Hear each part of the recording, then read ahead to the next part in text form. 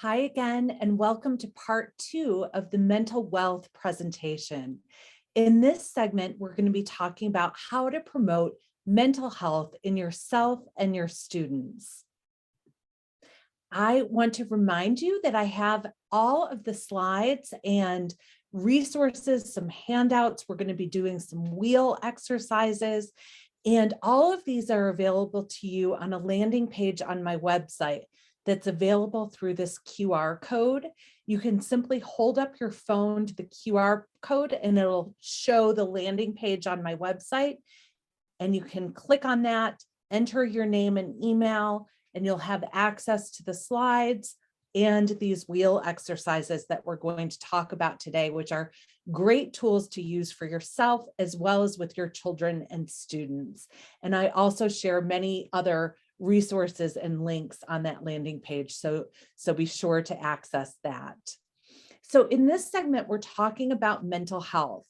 And we understand that during the pandemic, we have experienced, many of us, a decrease in our mental health and some real challenges in terms of work-life balance, as our work life and our home life have kind of intermingled more than ever. And perhaps now we're returning back to the workplace, back to the schools, and our life is adjusting again. It's so important to really prioritize our own mental well-being. So making sure that you are carving out time in your day for your own self-care, for healthy breaks, and also for accessing support, and that you're setting healthy boundaries with work and with technology, that you're not plugged in all of the time, and that you're communicating with your loved ones and with your colleagues about your time boundaries with work and personal responsibilities. So the greater our stressors are, the more self-care and the more support that we need. That is the way that mental health works. So I have created the self-care wheel for you. And this is a downloadable exercise on my landing page that you can print out and you can complete it yourself. You can email it to others. You can share it with your kids, your family, your partner, your students. And this is an exercise from my book. I have 16 of these wheels in my book that are self-assessment tools. So each spoke on the self-care wheel is a different aspect of self-care. And we have the physical ones like nutrition and exercise, hydration, sleep, making sure that you're moderating substances, and all of that kind of good stuff. And then we also have psychological aspects of self-care. Are you practicing self-forgiveness and self-affirmation? Are you practicing self-compassion? And then there are aspects of this wheel that are related to lifestyle. Are you taking time for solitude and reflection? Are you cultivating work-life balance? The way that this wheel works is that you put a dot toward the outside of the wheel on the spokes that you're doing well on. And if you're not doing super great in a certain area, you would put a dot toward the center of the wheel. When you're done going through all the spokes, and the handout explains specifically what I mean by each aspect of self-care, you can identify the dents in your wheel or the areas of self-care that you've been neglecting.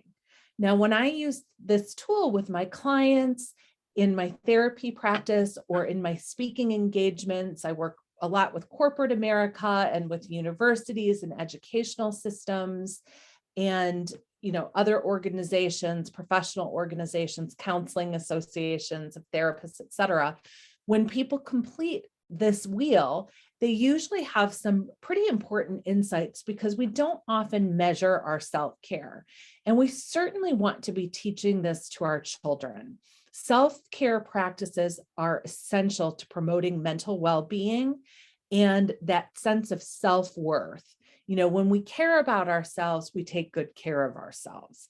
It's learning how to be our own loving parent. Our own good parent would make sure that we go to sleep on time. I often ask myself, would I feed myself what I fed my daughters? I'm sorry, would I feed my daughters what I ate yesterday? And if the answer is no, what's up with that? Because obviously we should be treating ourselves as somebody who we love very much, but oftentimes we neglect ourselves and we take better care of others. So learning how to take care of ourselves as our own loving parent or our own best friend who we want the best for, or our own positive coach or compassionate advocate takes some time and attention. So please complete this exercise on your own time and identify your three biggest dents in the wheel and an action plan for how you're going to improve in those areas. That is going to transform your life personally and professionally, and it's going to cultivate more work-life balance. It's going to refill your cup. I often ask my clients and attendees of my speaking engagements, if you were a cell phone, what would your battery be at? And for each of us, that battery charge can move throughout the day. I know when I spend time with my teenagers, my battery can be pretty full, and then suddenly I feel it draining. And I'm sure that happens for you as parents or as educators. So we need to be mindful of that so that we practice our hobbies and we exercise and we take time for meditation or mindfulness that's going to refill our cup, because we can't give from an empty cup. So it's part of emotional intelligence. And I know as parents and educators, you're likely caregivers. And for me, I had to work through the sort of recovery of detrimental caretaking at the expense of myself, and recognize that by taking care of myself, I'm modeling healthy behaviors for my children and for my clients. So it's not selfish, it is essential, and something we definitely want to teach our children. I do think that one of the most important self-care practices is mindfulness. And mindfulness is something that is rooted in Zen Buddhism. It's thousands of years old. It is a philosophy, it's not religious. And the idea is that when we maintain moment-to-moment awareness of our thoughts, our feelings, our bodily senses, and our surroundings, we're rooted in the here and now. And when we're rooted in the here and now, we facilitate peace. So many of us spend a lot of time ruminating about the past or worrying about the future. And if we can connect with our breath, we can root ourselves in the present moment and facilitate peace and calm. As we slow our breath and deepen it, we relax our minds, we relax our bodies, and we learn to pay attention to our thoughts and to our feelings without judging them. We all have that mind chatter, that voice in our head. And sometimes we need a break from it. So meditation is like a reboot for the mind, the body, and the spirit. And it takes a little bit of practice, which is why they call it a practice, but simply creating a moment for stillness where you connect to the breath and you notice your senses, what you're hearing, what you're feeling, what you're smelling, what you're tasting. That brings you out of your head and into your body. And there's a tremendous amount of wisdom in our body and intuition in our bodies. And we want to teach mindfulness to our kids as well. So really sensing the present moment. And the nice thing about mindfulness is that it can be practiced anywhere, anytime, in the classroom, in the workplace, at home. And the research shows the benefits of mindfulness are tremendous. It enhances everything from our relationships to our job performance, to our physical health, mental health, and financial health. I find it particularly interesting that mindfulness practices really counter many of the negative side effects of the pandemic and clinical burnout. So boosting your immune system, improving mood and empathy, aiding in the recovery of substance use. In the pandemic, the research is showing that more people are drinking alcohol and using substances to self-medicate mental health issues or boredom or financial stress or worries. And when we are mindful, we spend mindfully, we eat mindfully, we make healthy choices that are responsive rather than reactive. So, including a mindfulness practice in your home life, in your classroom. I know my children have talked about a wellness teacher and a phys ed teacher that they've had that starts the class with a meditation or ends the class with a meditation or a gratitude practice. And these are skills that kids can take from here forward to facilitate mental equanimity or calmness and groundedness and to decrease stress and anxiety. So on this slide, I have many different mindfulness practices. We've talked a little bit about meditation. I love apps like Calm and Headspace, which Calm has an area for children and adolescents. So helping them with guided meditations and breathing exercises. Simply connecting with nature is a mindfulness practice. When we look at the sky, we notice the flowers, we feel the sun on our face, the wind in our hair. It brings us to the present moment. And the more that we're on screens and connected to technology, the more away from that we become. So mindfulness practices are really important to sort of reconnecting ourselves with the world around us. Yoga is meditation with movement. And I love yoga. Yoga and meditation saved and transformed my life. I'm a certified yoga practitioner, and I teach yoga to my therapy clients, to my kids. You do not have to be in fantastic shape to practice yoga. Yoga is for everybody. And there are simple basic practices. There are restorative practices, which are basically like taking a nap in 5 different poses that really facilitate rest and relaxation, and good sleep. I like sleep meditations. I do those on Peloton, if any of you are on Peloton. But yin yoga practices are also shown to be helpful with trauma. I love Yoga with Adriene, which is free on YouTube. So definitely check that out. And body scans, simply noticing where we're holding tension and breathing into that part of our body and breathing out the yuck. I always recommend breathing in what you need, whether it's energy or peace or serenity, and breathing out the worry, the stress, the yuck. And we can teach our kids to do this too. I really appreciate a mindfulness strategy called detachment. And I'm not talking about being aloof or disconnected or in denial or not caring. My own therapist said feelings are waves of energy which we can choose to surf rather than allowing them to overcome us. Again, I think we all can benefit from therapy or counseling at different points in our lives. No shame, no stigma. We all have mental health just like we have physical health. And seeing a therapist or counselor is like going to the dentist or the doctor or a personal trainer for your mind and your relationships. With all the craziness going on in the world, we need some healthy separation from negative emotion, from our own negative emotions like fear or anxiety or anger or sadness. Our emotions are always a normal response to our nature and our nurture, so we want to honor them, but we want to be able to observe them and manage them. So again, we can respond consciously, then react emotionally.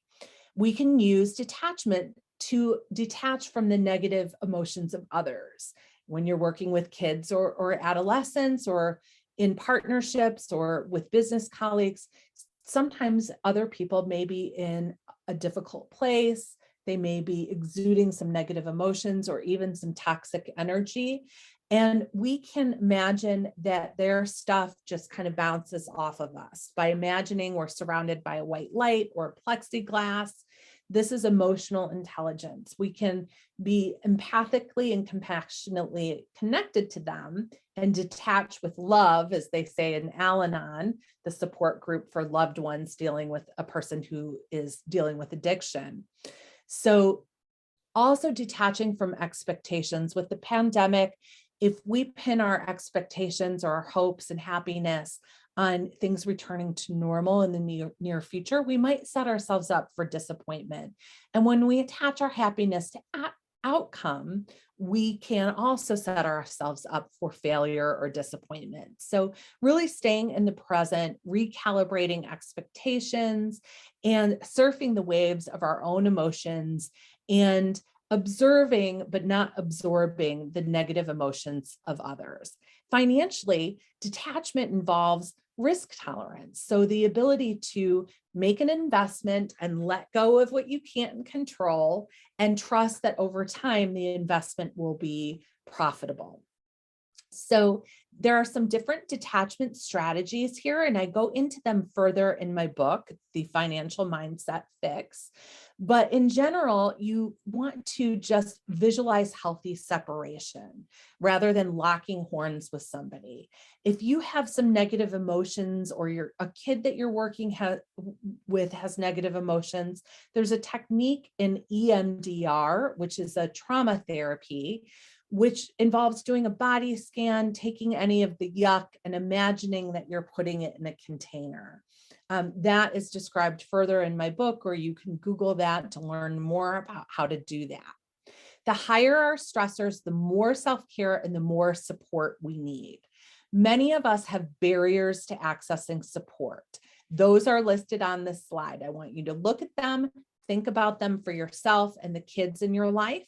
What's keeping you and your loved ones and your students from receiving the support that you deserve?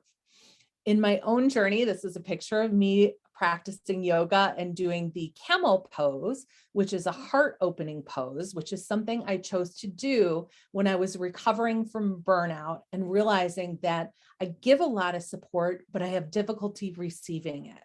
So I started working on opening myself up to receiving. And this takes some practice. We have to trust, which can be scary for people. It involves some vulnerability, but we want to nurture our support network like a garden. We want to ask the people who are capable of providing the type of support that we need. And we want to be specific, and we want to teach our kids to do this as well, to access support, to participate in online communities if you can't get together with people in person during the pandemic. And you want to grow your support network, how to network, how to make friends so that you have more people to lift you up and help you in times of need.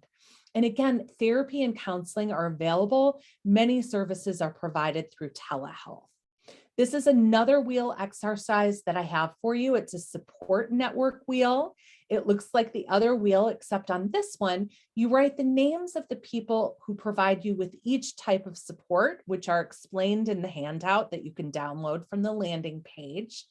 And you can assess how supported you feel in each aspect of your life.